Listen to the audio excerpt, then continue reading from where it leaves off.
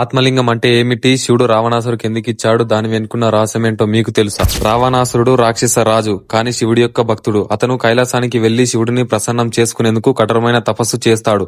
రావణాసురుడు తన యొక్క తలలను కోసి శివుడికి అర్పిస్తాడు. రావణాసురు యొక్క భక్తుని చూసి శివుడు సంతోషించి ఆత్మలింగం అనే దైవశక్తిని బహుమతిగా ఇస్తాడు. ఆత్మలింగం అనేది శివుడి స్వరూపమే, అంటే శివుడి యొక్క మొత్తం శక్తి దానిలో ఉందని అర్థం.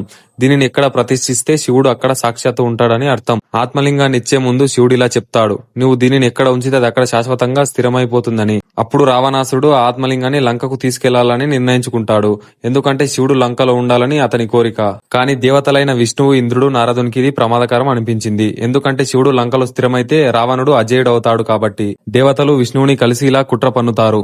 విష్ణువు రావణాసురుడికి సాయంత్ర సమయానికి సూర్యాస్తమయం అయిందన్న భ్రమను కలిగిస్తాడు. రావణాసురుడు స్నానం చేయాల్సి ఉండగా ఆ లింగాన్ని ఎవరికియాలో తెలియదు. అప్పుడు అక్కడ గణేశుడు కనబడతాడు. ఆ గణేశుడికి లింగాన్ని పట్టుకోమని ఇచ్చి కొద్దిసేపట్లో వస్తానని వెళ్తాడు. గణేశుడు అంగీకరించి ఒక షరతును పెడతాడు. నేను 3 పిలుపులు పిలుస్తాను, ఒకవేళ రాకపోతే ఈ లింగాన్ని నేలపై ఉంచేస్తానని అంటాడు. 3 సార్లు పిలిచాక రావణుడు రాలేదు. దాంతో గణేశుడు ఆ లింగాన్ని నేలపైనే ఉంచేస్తాడు. అది వెంటనే భూమిలోకి దిగిపోయి స్థిరపడిపోతుంది. అందుకే ఆ ప్రదేశం పేరు గోకర్ణ మహాబలేశ్వర క్షేత్రం అయ్యింది.